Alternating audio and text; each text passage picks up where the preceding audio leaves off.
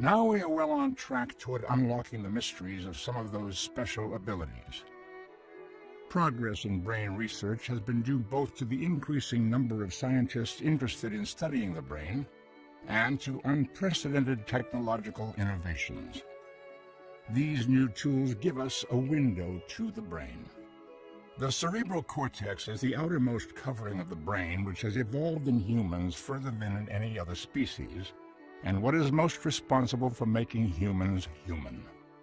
It is also the structure most associated with higher mental functions. With its multiple folds, ridges, and grooves, the cortex is made up of two similar-looking hemispheres joined at the middle by an extensive bundle of nerve fibers which cross from side to side.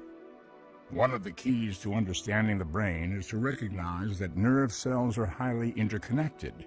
Any given nerve cell may make thousands of connections with other nerve cells. The orange-looking surface in this image is the cerebral cortex. Since the size of the brain is limited by the space within the skull, the only way to increase the amount of cortical tissue is to fold it. With a specialized method, we can look deep into the cortex and see individual cells. Here they appear black and have branches coming from them. As magnification increases, we see greater detail in the network of the branches. These are dendrites, which are the appendages of neurons which will receive synaptic connections from other cells. Connections are made with another specialized process called an axon. The place where communication occurs between an axon and a dendrite is called a synapse. Synapses are the communication links between neurons. Remember, thousands can occur along a single dendrite. Understanding how neuronal communication occurs at the synapse is one key to understanding the most interesting questions, like how memories are stored and how learning occurs. Indeed, scientists now believe that disruptions of normal activity occurring at synapses are involved in several of the disorders we call mental illness. Our current understanding of how synapses work is represented in this computer animation. As we dive deeper into the cell's own structure down into a single axon terminal at a synapse, we see small round objects which are the synaptic vesicles. They are like tiny balloons, miniature containers filled with chemical neurotransmitters. When an electrical impulse reaches the nerve terminal, proteins in the watery soup orchestrate the movement of these vesicles toward the membrane, forming one side of the synapse. The visualization is slowed down here, but in real time this process happens in less than 1,000th of a second.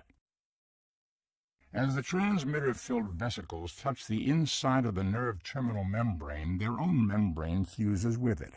When this happens, the inside of the vesicle opens into the synaptic cleft and transmitter molecules diffuse across this tiny space to reach their target receptors on the other side. This causes electrical conduction to occur, completing the propagation of the neuronal message across the cleft. The processes of neural conduction and neurotransmission occur by the billions throughout the human brain. It is this complex interplay of chemical, electrical, and physical events which underlies the rich tapestry of everyday experiences, the sights we see, the sounds we hear, the feelings we experience, the activities we initiate, and the ideas we ponder. Even slight errors or variations in any of these neural events can lead to the kind of abnormalities which underlie most of brain disorders, including mental illness.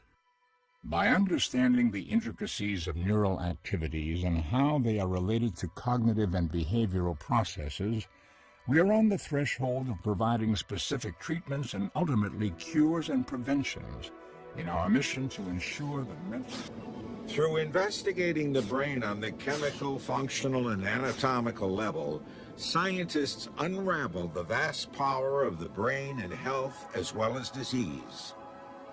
Neurotransmitters are chemicals that give rise to our everyday life, our actions, our moods, and our behaviors.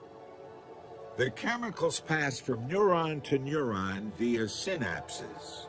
Within the synapse, the glucose metabolism of the mitochondria and the electrical impulse of the action potential cause the vacuoles to intersect with the cellular wall and release neurotransmitters between junction membranes. Different functions and behaviors are localized in certain brain regions. Using this knowledge, the brain's many different mental functions can be broken down into more easily approachable elements. By looking at these smaller parts of brain regions and activities, a more comprehensive understanding of overall brain function can be built. For example, the circuits involved in vision receive information from the retina. After initial processing, these circuits analyze information in different streams, so that there's one stream of information describing what the visual object is, and another stream is concerned with where the object is in space. Once function is understood in the less complicated elements of brain organization, then this information can be reassembled to help understand the workings of the whole brain. Laboratory rats guide researchers to form a better understanding of complicated brain processes. For example, studying the rat within a maze helps uncover general principles about learning that can be applied to many species, including humans. Rats are good at remembering where things are and how to get them. Here the rat has learned how to find a tasty treat each time he walks around the triangular maze. But there's a catch. He has to turn in the maze in the opposite direction from the last try in order to get his treat. First left, then right, then left, then right. Using sophisticated techniques, it's possible to listen to the sounds of groups of brain cells firing before the rat makes his left-right decisions. Listen how the neurons fire very quickly just before he makes his turns. That is the sound of his brain cells remembering where the treat is and where to get it. The lessons learned from the rat can be used to understand a similar process in the human brain. To do that, scientists can use technologies developed in recent decades, such as functional magnetic resonance imaging, or fMRI. This allows the imaging of functional activity in the living brain. The fMRI machine makes it possible to take pictures of activity within a living brain. This is not a picture of the neurons or pathways, but instead it's an image of the activity occurring among those neurons and pathways. This is an indirect approach as it uses a marker for neuronal firing. In this case, it detects blood flow and blood oxygenation to provide maps of brain activity. We can see the localized increases in blood flow as the brain capillaries expand in size. Blood flows more rapidly through a larger tube. This increase can be used to map brain activity in response to specific tasks and stimuli, like remembering. As with all other organs, the brain is subject to malfunction.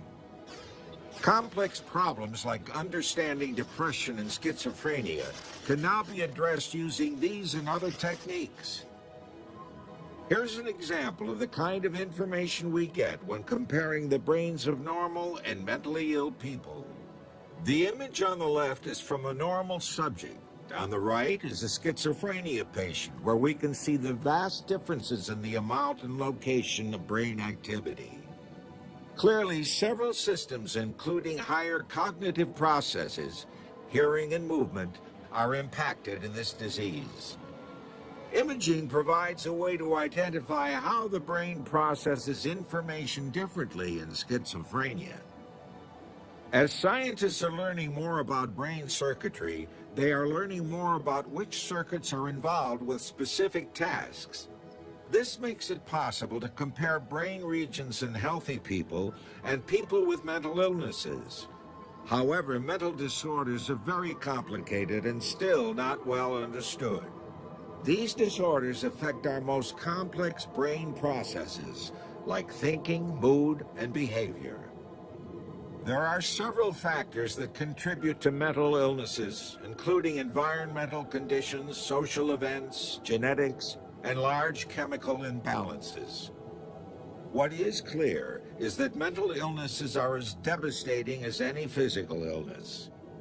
Ultimately, basic and clinical research will unlock the mysteries of mental illnesses.